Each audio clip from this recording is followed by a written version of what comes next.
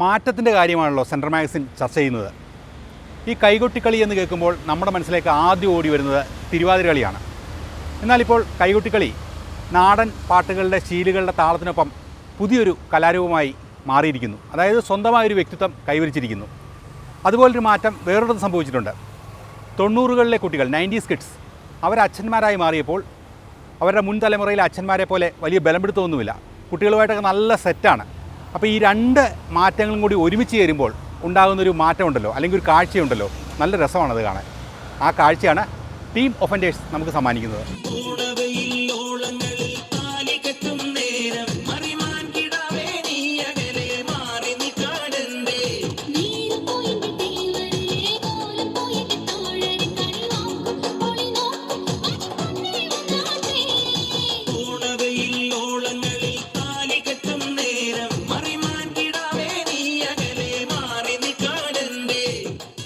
സമൂഹ മാധ്യമങ്ങളിൽ വൈറലാണ് തൃശ്ശൂരിലെ അച്ഛന്മാരുടെയും മക്കളുടെയും കൈകൊട്ടിക്കളി ടീമായ ടീം ഒഫൻഡേഴ്സ്. എങ്ങനെ വൈറലാകാതിരിക്കും? അമ്മാതിരി ഊർജവും ഇഴയെടുപ്പവുമല്ലേ ഈ ചലനങ്ങൾക്ക്.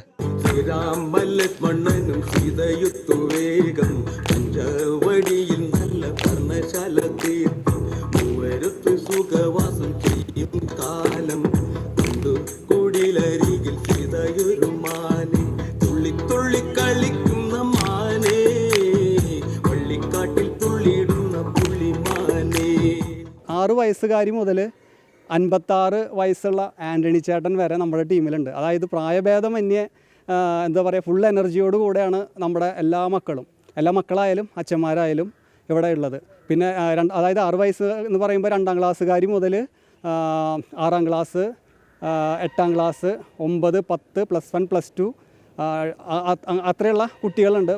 മക്കളോടൊപ്പം നൃത്തച്ചുവടുകൾ വെക്കുന്ന അച്ഛന്മാർ തന്നെയാണ് കൈകൊട്ടിക്കളി സംഘത്തിൻ്റെ പ്രധാന ആകർഷണം. ടീം ഒഫൻഡേഴ്സ് എന്നറിയപ്പെടുന്ന കൈകൊട്ടിക്കളി സംഘം ജനശ്രദ്ധ ആകർഷിച്ചതോടെ ഇവർക്ക് നാടാകെ വേദികളായി. എല്ലാവരും നല്ല കഴിവുള്ള കുട്ടികളാണ്, നല്ല ആക്റ്റീവാണ് എല്ലാവരും. അടിപൊളിയായിട്ട് കളിക്കുന്നൊക്കെ ഉണ്ട് പിള്ളേർ. ഞങ്ങൾക്കിപ്പോൾ ഓണത്തിനൊക്കെ നല്ല രീതിയിൽ കളികളുണ്ട്. പിള്ളേർക്ക് ഒരു ദിവസം തന്നെ 2 കളികളൊക്കെ വെച്ചിട്ടാണുള്ളത്. അതൊക്കെ ഇനി ഞങ്ങൾക്ക് ഡേറ്റ് ഇല്ല, വന്നിട്ട് കളി മടക്കി പറഞ്ഞൊക്കെയാണ് ഞങ്ങളിപ്പോൾ.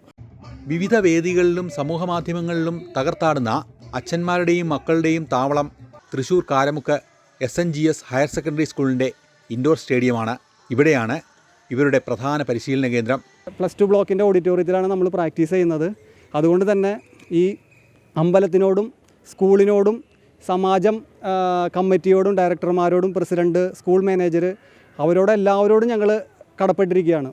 എന്താണെന്ന് വെച്ചാൽ വൈകിട്ട് നമ്മൾക്ക് പ്രാക്ടീസ് ചെയ്യാനായിട്ട് സ്കൂൾ ഓഡിറ്റോറിയം നമ്മൾക്ക് പൂർണ്ണ സ്വാതന്ത്ര്യത്തോടു കൂടെ തുറന്നു തരുന്നത് സ്കൂൾ മാനേജ്മെൻറ്റാണ്.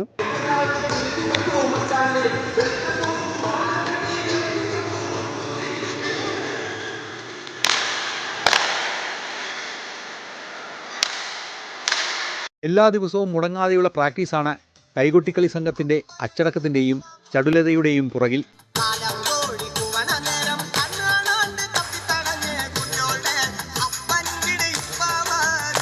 ടീച്ചർമാരുടെ കാര്യം പറയുകയാണെങ്കിൽ നമ്മുടെ മക്കൾ പ്രാക്ടീസ് ചെയ്തിട്ട് അതുപോലെ തന്നെ സ്കൂളിലുള്ള ദിവസങ്ങളിൽ പ്രോഗ്രാമിന് പോകുമ്പോൾ സ്കൂൾ മിസ്സാവാറുണ്ട്. അപ്പോൾ അതിനുള്ള നോട്ട്സും മറ്റു കാര്യങ്ങളും അതുപോലെ സ്കൂളിൽ നിന്ന് പോകാനുള്ള പെർമിഷനും നമ്മുടെ HM ആയാലും പ്രിൻസിപ്പളായാലും ടീച്ചർമാരായാലും വളരെ സന്തോഷത്തോടു കൂടെയാണ് നമ്മൾക്ക് തരാറ്. കുട്ടികളുടെ നൃത്തകലാവാസന വർദ്ധിപ്പിക്കാനും കഴിവുകൾ പ്രകടിപ്പിക്കാനും സാഹചര്യം ഒരുക്കുക എന്നതായിരുന്നു സംഘത്തിൻ്റെ പ്രാഥമിക ലക്ഷ്യം. നമ്മുടെ ക്ലബ്ബിൽ ഇവിടെ വാർഷിക ആയിട്ട് ഒരു പുതിയൊരു രൂപം മറ്റുള്ള കളികളിലേക്കും അമ്മമാരും കുട്ടികളും അതുപോലെ തന്നെ വനിതകളെ കൈകൊട്ടികളിയാണ് നമ്മൾ ഉണ്ടായിരുന്നത്. അപ്പോൾ അതിൽ നിന്നൊരു മാറ്റം ഒരു പൊതുസമൂഹത്തിന് നമ്മൾ കൊടുക്കുന്നൊരു മെസ്സേജാണ് അച്ഛന്മാരും മക്കളും. അച്ഛന്മാരെ കീഴിൽ കുട്ടികളെ കൊണ്ടുനടന്ന് അവരെ നല്ല രീതിയിൽ ഇതിൻ്റെ സമൂഹത്തിന് നല്ലൊരു മാതൃകയാക്കിയിട്ട് വളർത്താനുള്ള ഒരു സംവിധാനമാണ് നമ്മുടെ ക്ലബ്ബ് ഉദ്ദേശിച്ചിട്ടുള്ളത്. അച്ഛന്മാർ കുട്ടികൾക്കൊപ്പം വേദിയിലിറങ്ങി തകർക്കുമ്പോൾ പിന്നണിയിൽ കരുത്തായി അമ്മമാരുമുണ്ട്.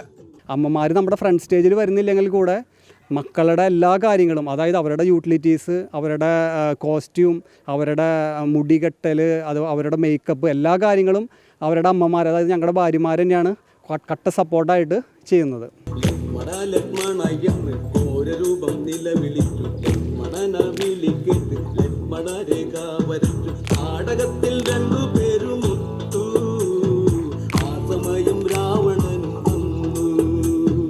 ഇതൊരു അച്ഛന്മാരും മക്കളെന്നുള്ളൊരു കൺസെപ്റ്റാണ്. അപ്പോൾ അവർ കളിക്കുന്നത് കാണാനാണ് ഞങ്ങൾക്ക് ഇഷ്ടം. അവരെങ്ങനെ നല്ല രീതിയിൽ കൊണ്ട് അവരെ നടക്കുക, അത്രയൊക്കെ ഉള്ളൂ.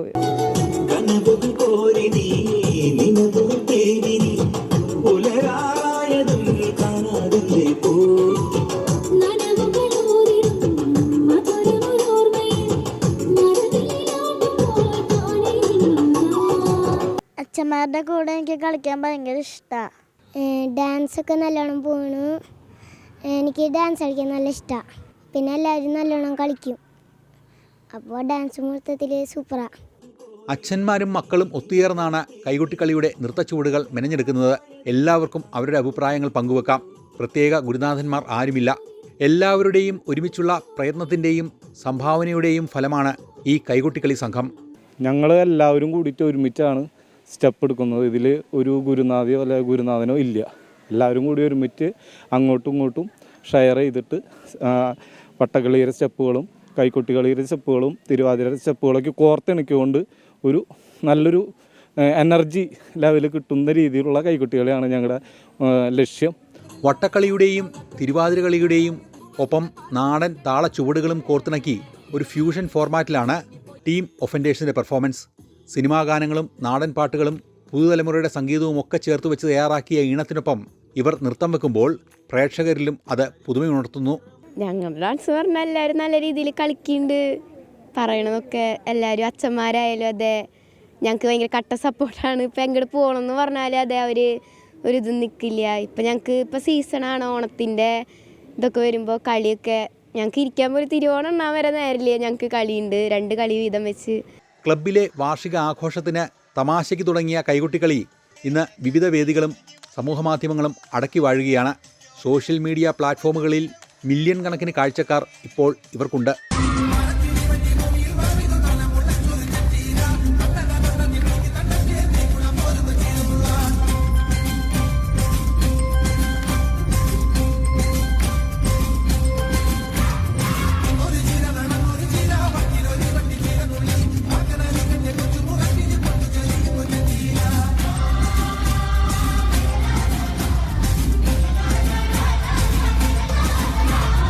ഇവിടെ പൂത്രക്കോവിൽ നരസിംഹമൂർത്തിയുടെ ഒരു അമ്പലമുണ്ട്. അവിടെ പോയി നമ്മൾ കളി അവതരിപ്പിച്ചപ്പോൾ അത് നല്ല രീതിയിൽ വൈറലായി, ഭയങ്കരമായിട്ട് വൈറലായി. അത് 2.5 മില്യണേക്കും അടിച്ച് വൈറലായുള്ളൊരു സംഭവമായിരുന്നു അത്. അതിനുശേഷം ഞങ്ങൾക്ക് കൂടുതൽ ആളുകൾ നമ്മുടെ ഈ കൺസെപ്റ്റ് എല്ലാവർക്കും ഇഷ്ടപ്പെട്ടു.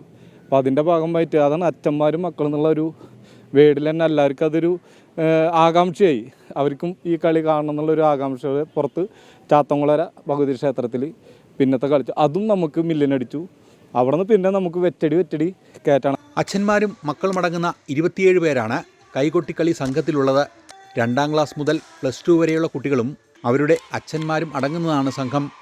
6 വയസ്സ് മുതൽ 56 വയസ്സ് വരെയുള്ളവർ ഒരേ താളത്തിൽ ഒരേ ചടുലതയിൽ ചുവടുകൾ വെക്കുന്നു.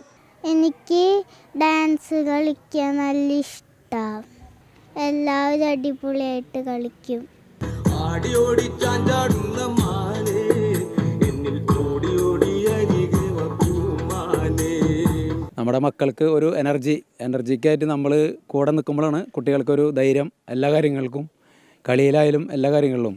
പ്രധാനമായും കലാഭവൻ മണിയുടെ നാടൻ പാട്ടുകളും ഓണപ്പാട്ടുകളും ഒക്കെയാണ് നൃത്തത്തിനായി ഉപയോഗിക്കുന്നത്.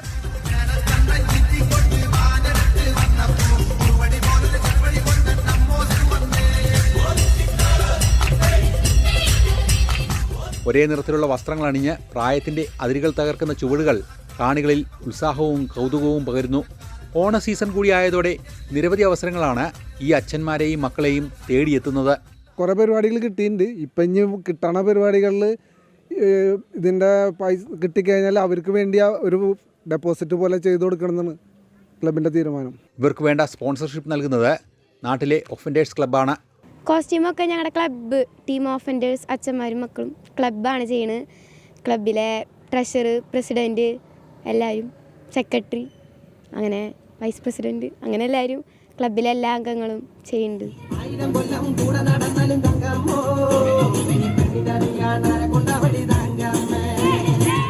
ഇവർക്ക് ക്ലബിൻ്റെ ഭാഗത്തു നിന്നല്ല ഫുൾ സപ്പോർട്ട്. ക്ലബ്ബ് എല്ലാവിധ സൗകര്യങ്ങളും ഇവർക്ക് വേണ്ടി ചെയ്തു കൊടുക്കുന്നുണ്ട്. പിന്നെ എല്ലാത്തിനും ക്ലബ്ബിലെ എല്ലാ മെമ്പർമാരും കൂടി ഉണ്ടാവും. നൃത്തത്തിനുള്ള വസ്ത്രങ്ങൾ മുതൽ എല്ലാവിധ പിന്തുണകളും ക്ലബ് കുട്ടികൾക്കായി നൽകി വരുന്നു. കുട്ടികളുടെ പഠനവും അച്ഛന്മാരുടെ ജോലിയും ഒന്നും നിരന്തരമുള്ള ഈ നൃത്ത പരിശീലനത്തിന് തടസ്സമല്ല. എല്ലാ ദിവസവും രാത്രിയിൽ പ്രാക്ടീസിനായുള്ള സമയം ഇവർ കണ്ടെത്തുന്നു. 7 മണി മുതൽ 9 മണി വരെയാണ് പരിശീലനം.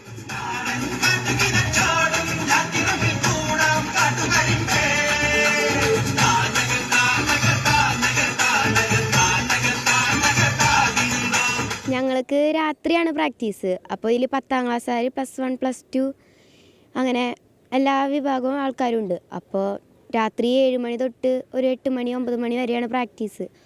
അപ്പോൾ അതുവരെ ഞങ്ങൾ പഠിക്കും. ട്യൂഷൻ ഉള്ളവരും രാത്രി ട്യൂഷൻ അങ്ങനെ ആർക്കും ഇല്ല. ഒരു വീട്ടിൽ ഒരേ ഊർജവും താളവും സമാന താല്പര്യവുമുള്ള അംഗങ്ങൾ ഉണ്ടാകുമ്പോൾ ആ കുടുംബത്തിൻ്റെ ഇഴയെടുപ്പം കൂടുന്നു. മൊബൈൽ ഫോണുകളിൽ തളച്ചിടപ്പെട്ട കുട്ടികളുടെ താല്പര്യങ്ങൾ പുറത്തേക്ക് സഞ്ചരിക്കുന്നു. വ്യക്തികൾ താളബന്ധത്താൽ കൂടുതൽ സ്നേഹബദ്ധരാകുന്നു.